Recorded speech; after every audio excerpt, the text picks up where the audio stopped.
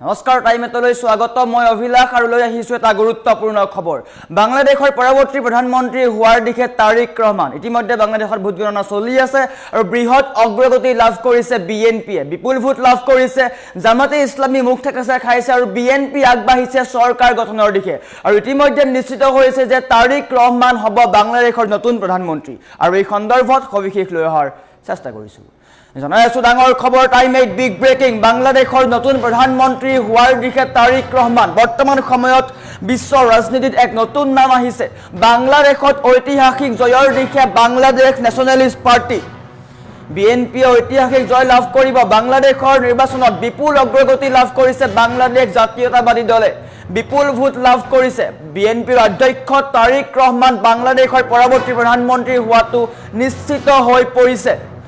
তাৰিক ৰহমানৰ দুয়োখন আসনতে জয় লাভ কৰিছে দুখন আসনত প্ৰতিদ্বন্দ্বিতা আগবঢ়াইছিলে আৰু দুয়োখন আসনতে জয় লাভ কৰিছে ঢাকা 17 আৰু বগুড়া 6 দুয়োখন আসনতে বিপুল ভোটত জয় লাভ কৰিছে তাৰিক ৰহমানে 299খন আসনৰ ভিতৰত বিএনপিয়ে 209খন আসন লাভ কৰিছে ইতিমধ্যে ভোট গণনা চলি আছে সংখ্যাগৰিষ্ঠ সীমা অতিক্ৰম কৰি চৰকাৰ গঠনৰ শক্তিশালী স্থিতিত আছে বিএনপি ইতিমধ্যে ভোট গণনা চলি আছে আৰু নিৰ্বাচন আয়োগে অতি সোনকালে আনুষ্ঠানিকভাৱে চূড়ান্ত ফলাফল ঘোষণা কৰিব কিন্তু তাৰ পূৰ্বেই সংখ্যাগৰিষ্ঠ আসন লাভ কৰিছে বিএনপি চৰকাৰ গঠনৰ দিশে আগবাঢ়িছে যদি বিএনপিয়ে চৰকাৰ গঠন কৰে তেন্তে নিশ্চিতভাৱে বাংলাদেশৰ নতুন প্ৰধানমন্ত্ৰী হ'ব তাৰিক ৰহমান প্ৰায় 17 বছৰৰ মূৰত বাংলাদেশলৈ উভতি আহিছিল খালেদা জিয়াৰ পুত্ৰ তাৰিক ৰহমান আৰু আহিয়েই বাংলাদেশৰ ৰাজনীতিত এক নতুন যুগৰ সূচনা কৰিছে ছাত্ৰ আন্দোলনৰ পিছত বাংলাদেশত যি অন্তৰ্বৰ্তীকালীন চৰকাৰ হৈ আছিল সেয়া সম্পূৰ্ণৰূপে ভাঙি যাব আৰু নতুন চৰকাৰ গঠন কৰাৰ দিশে বাংলাদেশে এখন নতুন চৰকাৰ পাব বিএনপি আহিব আৰু বিএনপি যদি আহে তেন্তে নিশ্চয়কৈ বাংলাদেশৰ প্ৰধানমন্ত্ৰী হ'ব তাৰিক ৰহমান বৰ্তমান সময়ত এটা গুৰুত্বপূৰ্ণ খবৰ আহিছে বিশ্ব ৰাজনীতিত গুৰুত্বপূৰ্ণ খবৰ আহিছে যদি সম্ভৱ হয় আমি হাফ প্লেটত দেখুৱাৰ চেষ্টা কৰিম কিন্তু বৰ্তমান সময়ত বিশ্ব ৰাজনীতিত এটা গুৰুত্বপূৰ্ণ খবৰ বাংলাদেশৰ ৰাজনীতিত এক নতুন ইতিহাস ৰচিবলৈ গৈ আছে বিএনপিয়ে বিপুল ভোটত জয় লাভ কৰিছে বৰ্তমান সময়তো ভোট গণনা চলি আছে কিন্তু বৰ্তমান পৰ্যন্ত 209খন আসনত অগ্ৰগতি লাভ কৰি আছে বিএনপি আৰু হয়তো চৰকাৰ গঠন কৰিব বিএনপি আৰু চৰকাৰ গঠন কৰাৰ পিছতে বাংলাদেশৰ নতুন প্ৰধানমন্ত্ৰী হিচাপে থিয় দিব তাৰিক ৰহমানে আৰু বৰ্তমান তাৰিক ৰহমানৰ নাম সকলোতকৈ আগত আছে চৰ্চাত আহিছে তাৰিক ৰহমানৰ নাম কিয়নো তাৰিক ৰহমানে বাংলাদেশলৈ উভতি আহিয়ে বাংলাদেশৰ যি ৰাজনীতি আছিলে তাত এক নতুন অধ্যায়ৰ আৰম্ভণি কৰিছিলে নিশ্চয়কৈ সেয়া কথা কোনো অনুৰি কৰিব নোৱাৰে খালেদা জিয়াৰ পুত্ৰ বা খালেদা জিয়াৰ মৃত্যুৰ পিছত নিজৰ দলটোক লিড কৰিছিলে এইগৰাকী নেতাই আৰু বাংলাদেশত কেইবাটাও ইছ্যুলৈ আগবাঢ়িছিল প্ৰথম কথা শিক্ষা দ্বিতীয় আন্তঃগাঁথনি সমান্তৰালকৈ চাকৰি সকলোবোৰ কথা তেওঁ আগবাঢ়িছিলে এইবোৰ ইছ্যু লৈ আৰু বৰ্তমান সময়ত সেই ইছ্যুবোৰ লৈ যুৱ প্ৰজন্মই তাৰিক ৰহমানক প্ৰধানমন্ত্ৰী হিচাপে চাব বিচাৰিছে আৰু নিশ্চয়কৈ আজি ঘোষণা কৰা হ'ব বাংলাদেশৰ নিৰ্বাচনৰ ফলাফল ইতিমধ্যে 299খন আসনৰ ভিতৰত 209খন আসনত জয় লাভ কৰিছে বিএনপিয়ে আৰু আনহাতে জামাতে ইছলামীৰ মুখ ঠেকেচা বুলি ক'ব লাগিব নিশ্চয়কৈ জামাতে ইছলামী মিত্ৰতা আছিলে কিন্তু বৰ্তমান সময়ত আৱামী লীগ নথকাৰ সুযোগ লৈ দুয়োটা দলে পৃথকে ভোটদান প্ৰতিদ্বন্দ্বিতা আগবঢ়াইছিলে আৰু বৰ্তমান সময়ত জামাতে ইছলামীয়ে মুখ ঠেকেচা খাইছে আৰু বিএনপিয়ে চৰকাৰ গঠনৰ দিশে আগবাঢ়িছে আৰু যদি চৰকাৰ গঠন কৰে তেন্তে নিশ্চিতভাৱে বাংলাদেশৰ নতুন প্ৰধানমন্ত্ৰী হ'ব তাৰিক ৰহমান এটা গুৰুত্বপূৰ্ণ খবৰ আহিছে বাংলাদেশৰ নতুন প্ৰধানমন্ত্ৰী হোৱাৰ দিশে তাৰিক ৰহমান বাংলাদেশত ঐতিহাসিক জয়ৰ দিশে বিএনপি 299খন আসনৰ ভিতৰত বৰ্তমান পৰ্যন্ত 209খন আসনৰ অগ্ৰগতি লাভ কৰি আছে ইতিমধ্যে 200তকৈও অধিক আসনত জয় লাভ কৰিছে আৰু নিশ্চিত হৈ পৰিছে যে বিএনপিয়ে চৰকাৰ গঠন কৰিব বাংলাদেশত আৰু সংখ্যাগৰিষ্ঠ সীমা অতিক্ৰম কৰিছে শক্তিশালী স্থিতিত আছে বাংলাদেশ নেশ্যনেলিষ্ট পাৰ্টি আৰু নিশ্চিতকৈ বিএনপিয়ে চৰকাৰ গঠন কৰিব আৰু বাংলাদেশে লাভ কৰিব এগৰাকী নতুন প্ৰধানমন্ত্ৰী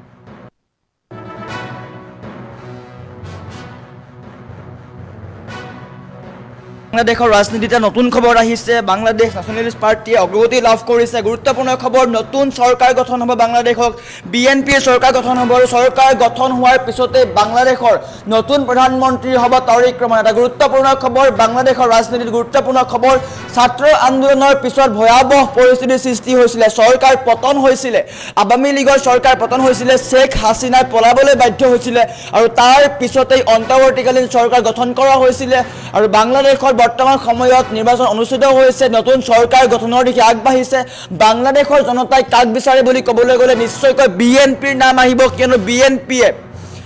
209খন আসনত অগ্ৰগতি লাভ কৰি আছে ইতিমধ্যে চৰকাৰ গঠনৰ দিশে গৈ আছে বিএনপি আৰু যদি বিএনপিয়ে চৰকাৰ গঠন কৰে তেন্তে নিশ্চিতকৈ বাংলাদেশৰ নতুন প্ৰধানমন্ত্ৰী হ'ব তাৰিক ৰহমান খালেদা জিয়াৰ পুত্ৰ তাৰিক ৰহমান সুদীৰ্ঘ 18 বছৰৰ পিছত বাংলাদেশলৈ ঘূৰি আহিছিল আৰু বাংলাদেশলৈ ঘূৰি অহাৰ পিছতেই বাংলাদেশৰ ৰাজনীতিত এক নতুন যুগৰ সূচনা হৈছিল সকলো ওলাই আহিছিল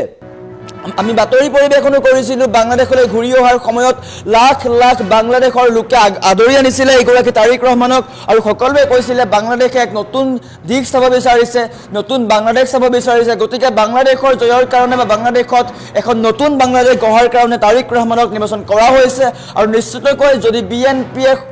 চৰকাৰ গঠন কৰে তেন্তে প্ৰধানমন্ত্ৰী হ'ব তাৰিক ৰহমান আৰু বৰ্তমান সময়ত বাংলাদেশৰ ৰাজনীতিত এক গুৰুত্বপূৰ্ণ সূচনা আহিছে আৰু ইফালে জামাতে ইছলামী কিন্তু মুখ থেকেচা খাইছে 68খন আসনতে সীমাবদ্ধ হৈ আছে জামাতে ইছলামী দুয়োটা মিত্ৰদল আছিল আৱামী লীগক নিষিদ্ধ কৰাৰ পিছতে দুয়োটা দলে পৃথকে পৃথকে প্ৰতিদ্বন্দ্বিতা কৰাৰ ইচ্ছা কৰিছিল আৰু বিএনপি আৰু জামাতে ইছলামীৰ মাজত তীব্ৰ যুঁজ হোৱাৰ সম্ভাৱনা আছিল যদিও বৰ্তমান সময়ত একক সংখ্যাগৰিষ্ঠ লাভ কৰিছে বিএনপিয়ে 299খন আসনৰ ভিতৰত 209খন আসনত অগ্ৰগতি লাভ কৰি আছে 200ৰো অধিকখন আসনত ইতিমধ্যে জয় লাভ কৰিছে আৰু নিশ্চিত হৈ পৰিছে যে বিএনপিয়ে চৰকাৰ গঠন কৰিব আৰু তাৰিক ৰহমান হ'ব বাংলাদেশৰ পৰৱৰ্তী প্ৰধানমন্ত্ৰী বা নতুন প্ৰধানমন্ত্ৰী আৰু বাংলাদেশে লাভ কৰিব এগৰাকী নতুন প্ৰধানমন্ত্ৰী আৰু বৰ্তমান সময়ত বাংলাদেশৰ ৰাজনীতি বা বিশ্বৰ ৰাজনীতিত এক নতুন নাম আহিছে বিএনপিয়ে ইতিহাস ৰচনা কৰিব বৰ্তমান সময়ত 209খন আসনত অগ্ৰগতি লাভ কৰি আছে 299খন আসনৰ কাৰণে ভোটদান প্ৰক্ৰিয়া চলি আছিল কালিৰ দিনটোত ভোটদান প্ৰক্ৰিয়া চলি আছিল আৰু আজি ভোট গণনা চলি আছে আৰু শীঘ্ৰেই নিৰ্বাচন আয়োগে আনুষ্ঠানিকভাৱে ফলাফল ঘোষণা কৰিব কোনে জয় লাভ কৰিছে কোন পৰাজয় হৈছে কোনে কিমান ভোট লাভ কৰিলে কিন্তু তাৰ পূৰ্বে ডাঙৰ খবৰ আহি পৰিছে সংখ্যা অনুসৰি 209খন আসনত অগ্ৰগতি লাভ কৰি আছে বিএনপিয়ে আৰু বিএনপি চৰকাৰ গঠনৰ দিশে আগবাঢ়িছে গতিকে নিশ্চিত হৈ পৰিছে যে বাংলাদেশৰ নতুন প্ৰধানমন্ত্ৰী হ'ব তাৰিক ৰহমান যিগৰাকী তাৰিক ৰহমান সুদীৰ্ঘ 18 বছৰৰ পিছত বাংলাদেশলৈ আহিছিলে আৰু বাংলাদেশৰ ৰাজনীতিত খোজ দিছিলে মাতৃৰ বিয়োগৰ পিছতেই বিএনপিৰ কামান লৈছিলে তেওঁ বিএনপিৰ নেতৃত্ব দিছিলে আৰু বৰ্তমান সময়ত বাংলাদেশৰ ৰাজনীতিত বিএনপিয়ে নিজৰ ছাপ বহুৱাবলৈ সক্ষম হৈছে আৰু বিএনপিৰ জয় লাভৰ পিছতে বিএনপিৰ প্ৰাৰ্থীসকলৰ মাজত উৎসুক দেখিবলৈ পোৱা গৈছে আনন্দৰ উল্লাস দেখিবলৈ পোৱা গৈছে আৰু সকলোৱে বিচাৰিছে তাৰিক ৰহমান প্ৰধানমন্ত্ৰী হওক নিশ্চিতকৈ বিএনপিয়ে জয় লাভ কৰাৰ পিছতে তাৰিক ৰহমান হ'ব বাংলাদেশৰ নতুন প্ৰধানমন্ত্ৰী খালেদা জিয়াৰ পুত্ৰ তাৰিক ৰহমান হ'ব বাংলাদেশৰ নতুন প্ৰধানমন্ত্ৰী ছাত্ৰ আন্দোলনৰ পিছত বাংলাদেশত যি অস্থিৰতা দেখা দিছিলে তাৰ পিছতেই বাংলাদেশক কিন্তু পুনৰ যি অৰ্থনীতি আছিলে বাংলাদেশৰ যি অৰ্থনীতি আছিলে সেই অৰ্থনীতি পুনৰ ঘূৰাই পোৱাৰ সম্ভাৱনা নাছিল কিন্তু বিএনপি চৰকাৰ গঠনৰ পিছতে এই সম্ভাৱনা পুনৰ নিশ্চিত হৈ পৰিছে প্ৰতিশ্ৰুতি দিছিল যে বাংলাদেশৰ আন্তঃগাঁথনি উন্নয়ন কৰা হ'ব বাংলাদেশৰ শিক্ষাৰ উন্নতি কৰা হ'ব বাংলাদেশৰ চিকিৎসা উন্নতি কৰা হ'ব সকলো ইছ্যুক লৈ আগবাঢ়িছিল বিএনপি সমান্তৰালকৈ তাৰিক ৰহমান আৰু সেই ইছ্যুসমূহ লৈ বিএনপিয়ে জয়লাভ কৰিছে বা জয়লাভৰ দিশে অগ্ৰগতি লাভ কৰিছে গতিকে বাংলাদেশে নিশ্চয়কৈ এগৰাকী নতুন প্ৰধানমন্ত্ৰী পাব যাৰ নাম হৈছে তাৰিক ৰহমান আৰু বাংলাদেশৰ অন্তৰ্বৰ্তীকালীন চৰকাৰেও ইয়াক সমৰ্থন কৰিছে নিশ্চিতভাৱে তাৰিক ৰহমান বাংলাদেশৰ পৰৱৰ্তী প্ৰধানমন্ত্ৰী হ'ব আৰু বিএনপিয়ে ঐতিহাসিক জয়ৰ দিশে আগবাঢ়িছে 209খন আসনত অগ্ৰগতি লাভ কৰি আছে নিশ্চিতকৈ 299খন আসনৰ ভিতৰত 209খন আসনত অগ্ৰগতি লাভ কৰাৰ অৰ্থ হৈছে সংখ্যাগৰিষ্ঠ আসন লাভ কৰিছে আৰু বিএনপিয়ে চৰকাৰ গঠন কৰিব আৰু বিএনপিয়ে চৰকাৰ গঠন কৰিলেই বাংলাদেশৰ নতুন প্ৰধানমন্ত্ৰীৰ ৰূপে থিয় দিব তাৰিক ৰহমানে আৰু বাংলাদেশৰ ৰাজনীতিত বা বিশ্বৰ ৰাজনীতিত এক নতুন নামৰ সূচনা হ'ব যাৰ নাম হৈছে তাৰিক ৰহমান খালেদা জিয়াৰ পুত্ৰ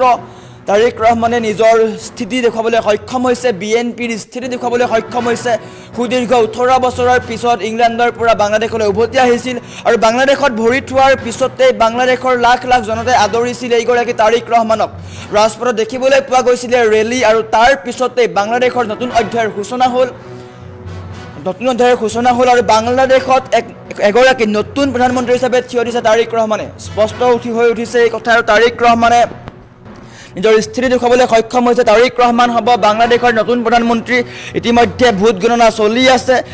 299খন আসনৰ ভিতৰত 209খন আসনত অগ্ৰগতি লাভ কৰিছে বিএনপি আৰু বিএনপিয়ে চৰকাৰ গঠনৰ দিশে অগ্ৰগতি লাভ কৰিছে। যদি চৰকাৰ গঠন কৰে তেন্তে নিশ্চিতকৈ বাংলাদেশৰ নতুন প্ৰধানমন্ত্ৰী হ'ব তাৰিক ৰহমান, খালেদা জিয়াৰ পুত্ৰ। তাৰিক ৰহমানে নতুন ইতিহাস ৰচনা কৰিছে। বাংলাদেশৰ জনতাই পৰিৱৰ্তন বিচাৰে, বাংলাদেশৰ জনতাই নতুন এখন বাংলাদেশ বিচাৰে আৰু তাৰ কথা লৈ বা তাৰ আলম লৈ তাৰিক ৰহমানে প্ৰতিদ্বন্দ্বিতা আগবঢ়াইছিল আৰু ইছ্যু আছিল কেইবাটাও। আন্তঃগাঁথনি উন্নয়ন কৰা, শিক্ষা আগবঢ়োৱা, চিকিৎসা ব্যৱস্থা উন্নত কৰা, কেইবাটাও গুৰুত্বপূৰ্ণ ইছ্যু লৈ নিৰ্বাচনৰ প্ৰতিদ্বন্দ্বিতা আগবঢ়াইছিল আৰু বৰ্তমান সময়ত বাংলাদেশৰ জনতাই নিৰ্বাচিত কৰিছে বিএনপিক, অৰ্থাৎ বাংলাদেশ নেশ্যনেলিষ্ট পাৰ্টি। আৰু যদি বাংলাদেশ নেশ্যনেলিষ্ট পাৰ্টি জয় লাভ কৰে তেন্তে নিশ্চিতকৈ তাৰিক ৰহমান হ'ব বাংলাদেশৰ নতুন প্ৰধানমন্ত্ৰী। আৰু এই কথা স্পষ্ট হৈ উঠিছে। 209খন আসনত ইতিমধ্যে অগ্ৰগতি লাভ কৰিছে। 299খন আসনৰ কাৰণে যুঁজখন চলি আছিলে আৰু বৰ্তমান সময়ত 209খন আসনত বিএনপিয়ে অগ্ৰগতি লাভ কৰিছে। ইফালে জামাতে ইছলামী, যি জামাতে ইছলামী বিএনপিৰ সৈতে মিত্ৰতা আছিল, কিন্তু আৱামী লীগক নিষিদ্ধ কৰাৰ পিছতেই দুয়োটা দলে বা বিএনপি আৰু জামাতে ইছলামীয়ে দুয়োটা দলে পৃথকে পৃথকে প্ৰতিদ্বন্দ্বিতা কৰাৰ ইচ্ছা প্ৰকাশ কৰে আৰু বৰ্তমান সময়ত মুখ ঠেকেচা খাইছে জামাতে ইছলামীয়ে। জামাতে ইছলামীয়ে 68খন আসন লাভ কৰিছে। ইফালে বিএনপিয়ে 209খন আসনৰ অগ্ৰগতি লাভ কৰি আছে আৰু ভোট গণনা চলি আছে। এতিয়াও কিন্তু ফলাফল অহা নাই, ভোট গণনা চলি আছে। সংখ্যাৰ সাল সলনি হ'ব পাৰে, কিন্তু নিশ্চিত হৈ পৰিছে যে বিএনপিয়ে চৰকাৰ গঠন কৰিব আৰু বিএনপিয়ে চৰকাৰ গঠন কৰাৰ পিছতেই তাৰিক ৰহমান হ'ব বাংলাদেশৰ নতুন প্ৰধানমন্ত্ৰী। খালেদা জিয়াৰ পুত্ৰ তাৰিক ৰহমানে 18 বছৰৰ পিছত বাংলাদেশলৈ উভতি আহিছিলে আৰু বাংলাদেশলৈ উভতি আহি এই সূচনা কৰিছিলে এক নতুন অধ্যায়ৰ। তেওঁ স্পষ্ট কৰিছিলে যে বাংলাদেশৰ জনতাই এখন নতুন বাংলাদেশ বিচাৰে আৰু তাৰ কাৰণে পৰিৱৰ্তন বিচাৰে আৰু সেইকাৰণে বিএনপিয়ে কিছু ইছ্যু লৈ কেইটামান নতুন ইছ্যু লৈ আগবাঢ়িছিলে। যিকেইটা ইছ্যু হৈছে অৰ্থনৈতিক সমস্যা, আন্তঃগাঁথনি উন্নয়ন, শিক্ষাৰ সমস্যা, চিকিৎসা সমস্যা, যিসমূহ মূল সমস্যা আছে সেই সমস্যাসমূহক লৈ আগবাঢ়িছিলে প্ৰতিদ্বন্দ্বিতা কৰিবলৈ আৰু বিএনপিয়ে সংখ্যাগৰিষ্ঠ আসন লাভ কৰিছে। বাংলাদেশৰ জনতাই বিশ্বাস দেখুৱাইছে যে বাংলাদেশৰ জনতাই এখন নতুন বাংলাদেশ বিচাৰে। যি হ'ল বাংলাদেশত ছাত্ৰ আন্দোলনৰ ফলত যি ভয়াৱহ পৰিস্থিতি হ'ল, প্ৰায় 1,500ৰো অধিক লোকৰ মৃত্যু হ'ল। সমান্তৰালকৈ শ্বেখ হাছিনা চৰকাৰৰ পতন হ'ল, যাৰ ফলত শ্বেখ হাছিনা পলাবলৈ বাধ্য হ'ল আৰু তাৰ পিছতে বাংলাদেশত অস্থিৰতা দেখা দিলে। বাংলাদেশত অন্তৰ্বৰ্তীকালীন চৰকাৰ গঠন হ'ল। সুদীৰ্ঘ বহুত ঘাট প্ৰতিঘাতৰ মাজেৰে বাংলাদেশে পাৰ কৰি আছে। বাংলাদেশৰ সমস্যা বৃদ্ধি পাইছে, কিন্তু চৰকাৰ গঠনৰ দিশে এতিয়া আগবাঢ়িছে বিএনপি। বাংলাদেশে চৰকাৰ গঠন কৰিব, বাংলাদেশত এখন নতুন চৰকাৰ হ'ব। বিএনপি হৈছে বাংলাদেশৰ নতুন চৰকাৰ। বাংলাদেশ জাতীয়তাবাদী পাৰ্টীয়ে চৰকাৰ গঠন কৰিব আৰু নিশ্চিতকৈ বাংলাদেশ জাতীয়তাবাদী পাৰ্টীয়ে চৰকাৰ গঠন কৰিলে নিশ্চিতকৈ তাৰিক ৰহমান হ'ব বাংলাদেশৰ নতুন প্ৰধানমন্ত্ৰী আৰু বাংলাদেশৰ জনতাই লাভ কৰিব এগৰাকী নতুন প্ৰধানমন্ত্ৰী। আৰু ইতিমধ্যে ভোট গণনা চলি আছে। কালিৰ দিনটোত ভোটদান প্ৰক্ৰিয়া চলি আছিলে। 299খন আসনৰ কাৰণে চলি আছে ভোট গণনা আৰু বৰ্তমান সময়তো ভোট গণনা চলি আছে। ইতিমধ্যে কিন্তু স্পষ্ট হৈ পৰিছে যে বিএনপিয়ে চৰকাৰ গঠন কৰিব, কিন্তু আনুষ্ঠানিকভাৱে নিৰ্বাচন আয়োগে এই কথা ঘোষণা কৰা নাই। যদিও সংখ্যাগৰিষ্ঠ আসনৰ পৰা এটা কথা স্পষ্ট হৈ পৰিছে, 209খন আসন লাভ কৰিছে বিএনপিয়ে আৰু 209খন আসন লাভ কৰা মানে সংখ্যাগৰিষ্ঠ আসন লাভ কৰিছে আৰু চৰকাৰ গঠন কৰিব বিএনপিয়ে। যদি বিএনপিয়ে চৰকাৰ গঠন কৰে তেন্তে নিশ্চিতকৈ তাৰিক ৰহমান হ'ব বাংলাদেশৰ নতুন প্ৰধানমন্ত্ৰী। ইতিমধ্যে বিএনপিৰ কৰ্মকৰ্তাসকলৰ মাজত আনন্দ উল্লাস আৰম্ভ হৈছে, কিন্তু তাৰিক ৰহমানে স্পষ্ট কৰিছে যে যদি আমি জয় লাভ কৰোঁ, যে যদি বিএনপিয়ে জয় লাভ কৰে তেন্তে প্ৰথমবাৰৰ কাৰণে আনন্দ ফূৰ্তি নহয়। খালেদা জিয়াৰ যি সমাধি আছে তাত গৈ স্মৰণ কৰা হ'ব, তাত গৈ সেৱা আগবঢ়োৱা হ'ব, তাৰ পিছতহে ফূৰ্তি কৰা হ'ব বা আনন্দ উল্লাস কৰা হ'ব। ইয়াৰ পিছত নিশ্চিত হৈ পৰিছে যে বিএনপিয়ে 100% বাংলাদেশত চৰকাৰ গঠনৰ দিশে আৰু তাৰিক ৰহমানেই হ'ব বাংলাদেশৰ নতুন প্ৰধানমন্ত্ৰী। আৰু বাংলাদেশৰ ৰাজনীতিত এক নতুন নামৰ সূচনা হৈছে তাৰিক ৰহমান, সমান্তৰালকৈ বিশ্বৰ ৰাজনীতিতো নতুন নামৰ সূচনা হৈছে বিএনপি। আৰু বিএনপিয়ে নিজৰ যি স্থিতি আছিলে, যি ইছ্যু লৈ আগবাঢ়িছিলে, সেই সকলো ইছ্যু সম্পূৰ্ণ কৰিব পাৰিব নে নোৱাৰে সেয়া কিন্তু লক্ষণীয় হ'ব পৰৱৰ্তী সময়ত। বাংলাদেশৰ জনতাই যি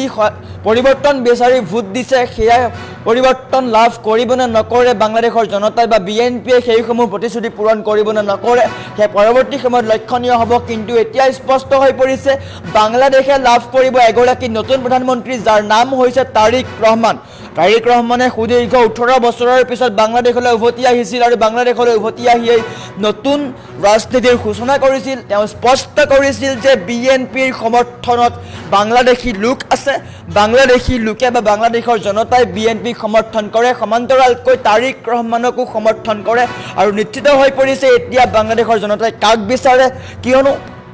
আৱামী লীগক নিষিদ্ধ কৰাৰ পিছতেই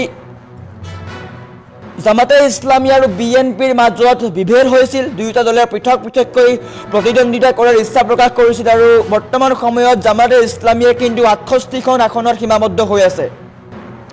মুখ ঠেকেচা খাইছে বুলি ক'ব লাগিব। বিএনপিৰ সন্মুখত জামাতে ইছলামীয়ে মুখ ঠেকেচা খাইছে, 68খন আসনে লাভ কৰিবলৈ সক্ষম হৈছে। আনহাতে বিএনপিয়ে লাভ কৰিছে 209খন আসন, আৰু 209খন আসন লাভ কৰি বিএনপিয়ে সংখ্যাগৰিষ্ঠতা আসন লাভ কৰিছে আৰু চৰকাৰ গঠনৰ দিশে আগবাঢ়িছে বিএনপি। আৰু শীঘ্ৰেই হয়তো ফলাফল ঘোষণা কৰিব, আনুষ্ঠানিকভাৱে ফলাফল ঘোষণা কৰিব। তাৰ পিছতেই বিএনপিয়ে চৰকাৰ গঠন কৰিব আৰু চৰকাৰ গঠন কৰাৰ পিছতেই বাংলাদেশৰ নতুন প্ৰধানমন্ত্ৰী হ'ব তাৰিক ৰহমান।